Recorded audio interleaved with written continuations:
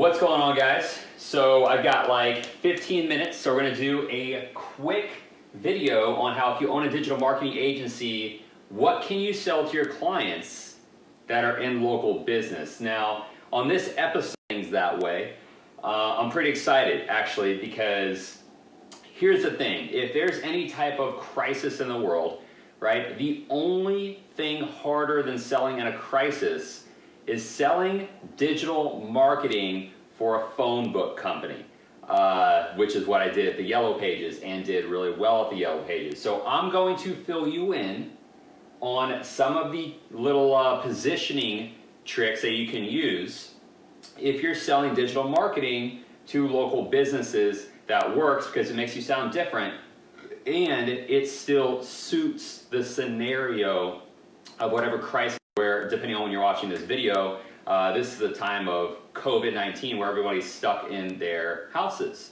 right? So the question is, if nobody is going to be able to leave their house, how can I, as a brick and mortar company, still be able to get clients to buy from me if it requires me to service something and I can't actually leave my house because it's against like the law technically right now to have a business up and running? So that's the trick, right? And most people will call it quits whenever something like this happens, right? But it's all about positioning, okay? A sale can always be made as long as you can accommodate your buyer, all right? It doesn't matter what the scenario is, that's how this works. And if you know you can deliver, you should be proud to be able to tell them something so they could have what they want, right? Win-win scenario. So we're gonna get into this. We're gonna describe what this is. So this is gonna be a quick video, and anything that you guys have, questions-wise, drop them below. Appreciate you, Nas, same to you. And guys, I don't wanna downplay crises that happen. I just want you to know that there are ways to pivot around scenarios.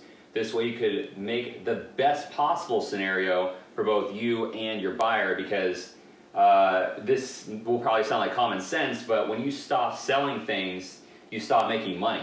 And when you stop making money, you actually go out of business. So I know that sounds like common sense, but it should be treated with that level of urgency to prioritize finding the right buyer's problems, right? And I feel like a lot of people are just kind of falling under the pressure. I know the government's doing some stuff right now with like different grants and funding and stuff like that, which is pretty powerful, by the way, if you haven't looked into it. But what we're gonna get into is what you can sell them, okay? So there's something called geofencing. And if you're a digital marketing company, this is gonna be something really powerful to understand, because even outside of any crisis like what we're dealing with here, this is gonna be even more powerful when you're out of this. But I'm gonna show you how it applies to this scenario right now. So a geofence is essentially taking display ads, and you're showing display ads in a certain rooftop radius. So if I have, you know, let's say a zip code of 90210. Anyway, so that's the zip code of 90210. And I'm going to draw a circle radius of 5 miles in diameter from that, right? So 5 miles from each point of that zip code. And I'm just going to show everybody that has a cell phone an ad, okay? So these are referred to as mobile display advertising. You can get a ridiculous amount of impressions with a ridiculously high frequency. Impressions is showing like people an ad, and the frequency is how many times you've shown them an ad, okay? So depending on how far out your radius is, you get an insanely large amount of impressions, especially now as the CPM has dropped, and CPM is cost per thousand, which is the cost per 1,000 impressions, has dramatically gone down. So now's a great time to position this type of opportunity.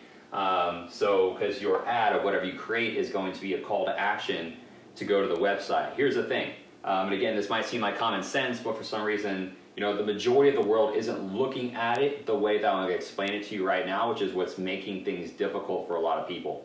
So I'm going to say something that a lot of things that sound like common sense, but they're not actually common sense because most of the world isn't looking at it that way.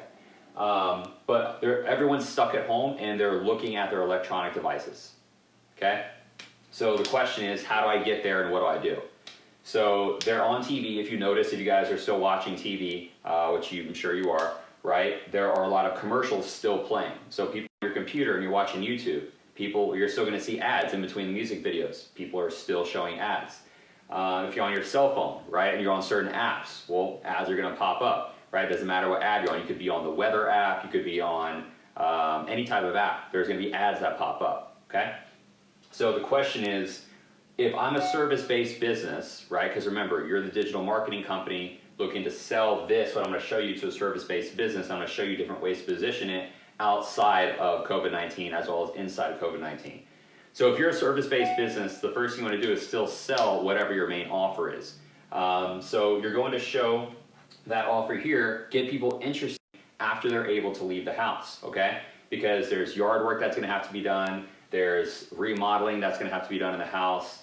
There's different stuff that you're going to want done. Maybe you want your car decaled. Maybe you, like, whatever it is that you want done, that stuff's going to get done.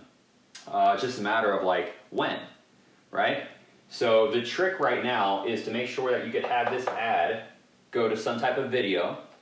All right, I'll actually draw this out because it'll probably be easier to have a visual. The display ad. This is known as geofencing, showing display advertising. You can Google it if you're not familiar with what that is, but it's basically those banner ads on cell phones. Okay, this is mobile display advertising. A geofence is circling a rooftop radius of a certain point.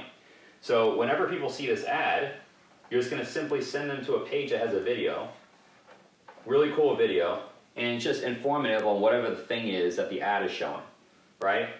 And then you're going to book a call, right? That's going to just discuss their options. I don't know why I drew a phone like that, but I was thinking of like the phones on the walls. I don't know why. But anyway, this is just going to go to a phone call on what it could look like while they're stuck in the house, right? What it can look like for them to be able to talk to somebody to make this work for them, okay? So all you're doing is trying to get them on a call to discuss their options, right? To see what this can look like for them whenever they're able to leave the house. Address the elephant in the room, guys. Like, you think people already know what's going on, so just address it to them. So they're going to click this book a call with you, and the goal with this is going to be able to have your clients put down, or have your clients' customers put down a deposit on the phone, okay? So you want, whenever they, these people are here on the phone, you're going to then collect a deposit of some kind to be able to reserve their spot for some type of promotional offer, right? So that's going to be what you do there, and then the game is going to be you working with your clients. I'm speaking to the marketing agencies watching this. Like, you're going to work with your clients to be able to help them better understand how to track their follow-up process, okay? If they're not as familiar with it or don't have something rock solid in place, this is where you come in as a leader, right? In a marketing, you own a marketing company, but you come in as a leader to help them not only set up this very basic system, right? Google or mobile display advertising or desktop advertising, straight to a page with a cool video to book a phone call to get them on to collect a deposit, and then following up with all the leads, right? And making sure they come in, and you're going to be able to show them how to just simply send out very simple drip campaigns with email, informing the clients of things they could do at home, a shop or a car decal company, all right? And you're selling to them, or they're a client of yours.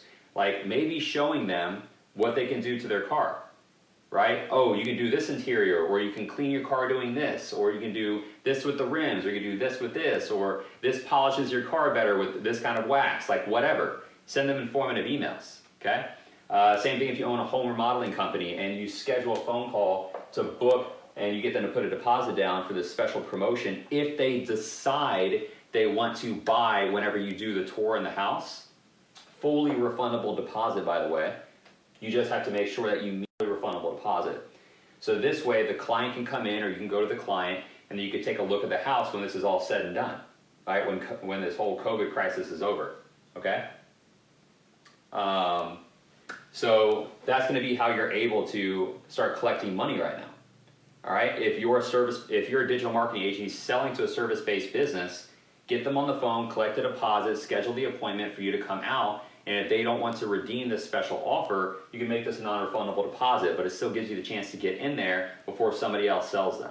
right? Because, and again, might sound like common sense, but if they don't buy from you, they're going to buy from somebody. People are still spending money, and they plan to spend money when this is all over. Like, that's not going to change. Like, people are still going to spend money. That's just how the world works. So anyway, you're going to get them in there, and that's whenever they make the sale, and just continue to send them value-based emails so they continue to trust you, right? So you stay on their radar. This seems pretty simple, but this is going to be how you sell to them during COVID. Now I'm going to give you some examples of when COVID is over, or any type of crisis where people are stuck in their house. Once that's over, I'm going to give you some different ways to use geofencing. That I used it when I sold digital marketing at the Yellow Pages, had my biggest sales this way. In fact, my biggest sale was to a bigger company. I'm pretty sure I could list the name, I don't think it matters, but YRC Freight, before they sold, I think they're YRC Global or something. Big freight company, Fortune 500, one of 12 Fortune 500 freight companies actually. And we signed an agreement for $18,000 a month for 6 months, so $108,000 contract. We did so there, working with some attorneys. I did what I'm going to show you here, contractors. I'm going to show. Let's just come over here. I'll use this marker. So I'm going to show you an example with attorneys. Okay. Powerful stuff here, guys, because positioning is everything. And understanding how you can position what I just showed you as something very simple here, right? Geofencing, which is mobile display advertising within a rooftop radius. You could then use this concept to then create pictures and stories and like something that can be used in a different way, right? MacGyver came in and picked up a paper clip and a rubber band and was able to create some kind of crazy weapon, right? Whereas most people would just see a paper clip as something to hold papers together. That's basically what we're doing here, okay? We're MacGyvering this thing to create something else. All right, so with attorneys, what we would do, I think I called the DMV, if I remember correctly. But basically we would call and we would just get a list of all of the accident sites in Kansas City or wherever you live. It was Kansas City where I'm at. And we would get the latitude and longitude of those. We would cross-reference those with zip codes to find out where they were at, and then that was our unique selling point. Is we would call up the attorneys and say, are you already advertising on people's cell phones in the areas that have the majority of all the crash site accidents? Excuse me, burp here. So are you already advertising on people's cell phones inside of the areas that have the most, are most likely to have accidents? And I was like, yeah, well, we have a list right now. We're able to put you on people's cell phones that are looking where the majority of accidents happen in this city. Are you already doing that? And of course they're not, because this is a really creative way to do marketing. This is really marketing, okay? This is being creative. You gotta be more than a lead gen company right now, guys. You gotta be a leader, right? Somebody that could help them be more creative with their space. Next is, let's talk about contractors. I just wanted to use a couple different examples. These are the only three that we really did. And if I could do this stuff selling digital marketing at a phone book company, you can do this selling digital marketing in your amazing digital marketing company. Contractors. Contractors go to trade shows, okay? So what we would do is contractors that either were at trade shows,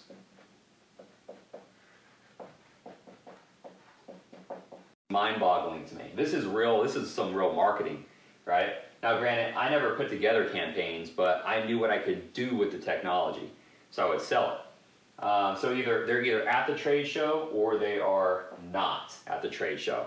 And again, it might sound like common sense, but a lot of people don't look at the simple things to be able to leverage those things, to be able to pull as much out of those things as they can. So contractors either go to trade shows or they don't go to trade shows. Those are the options.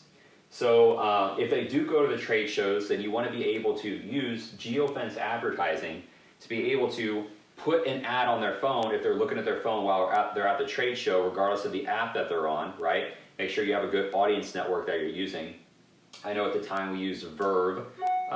So just work with a company that has a strong audience network so you can get on the majority of apps. So anyway, if they're at the trade show, your ad is simply going to say, hey, we know you're here at the trade show, whatever that trade show is called, come visit our booth. That's all the ad's gonna say. Doesn't even have to click to go anywhere. It can click, well, it needs to click to go somewhere, but wherever you send them, you can then retarget them later down the road. But this is just them seeing that, and they're gonna be like, oh, interested to wanna go check you out. If they're not at the trade show, then you'll simply call them anyway and say, why aren't you at the trade show? Say, well, we didn't want to invest our budget into going to the trade show this year. Say, okay, well, what if I could get you there at a fraction of the cost? And nobody actually had to be there. You didn't have any bodies there. They're gonna be like, well, how are you gonna do that? Geofence advertising, okay? The ad could say something like, sorry we missed you this year at the whatever convention, but we have something for you, click here. We have something that they aren't offering there for you, click here, right? Because if anything, you can retarget them later, or you can give them something of like crazy value. Make sure you set your clients up for that, set them up for success. Let's look at, let me see my notes here. Okay, so we have, staffing. This is a good one. So this will work with any type of staffing, but for us, whenever I did it with trucking. So hiring truck drivers. So we would go to big trucking companies, and we would set up geofencing campaigns like this around truck stops, right? Where they had to stay the night, things like that. So those truckers or people in there would see display ads. So this was really great for staffing. The other thing too is if you're working we staff and recruit sales reps. So you could go in, and if you're working with a staffing company that does that, then you would just start putting geofencing around any place that you want to maybe poach sales reps, or maybe you want to poach reps for whatever that is. Maybe they're recruiting warehouse workers, so maybe you want to put geofences around Amazon warehouse workers, or JCPenney's warehouse, or whatever warehouse, right? Any warehouse. So, because what you're going to try to do is poach the workers. So this way they could restaff them to use. So I know I'm going a little over time that I thought I was going to. Hope this was really helpful for you guys. If you have any questions, let me know. If you're getting value out of this video, then definitely just, if you're watching this on YouTube, subscribe to my channel. If you're watching this live on Facebook, just let me know where you're watching from. Help us expand the reach. Anytime you like or comment on the video, it helps us expand the reach. But I hope this was helpful. This is something that a lot of people aren't doing or talking about. I can tell you right now from experience of someone that has sold hundreds of thousands of dollars worth of, for a phone book company, that you could absolutely do this. It's just a matter of, do you believe in it? Are you creative enough to maximize the technology? And really, are they going to believe you? Because it starts with you. So that's all I got for you guys. Hope that was helpful. And I'll see you on the next video of I didn't know you could sell things that way. So, all right, see you guys.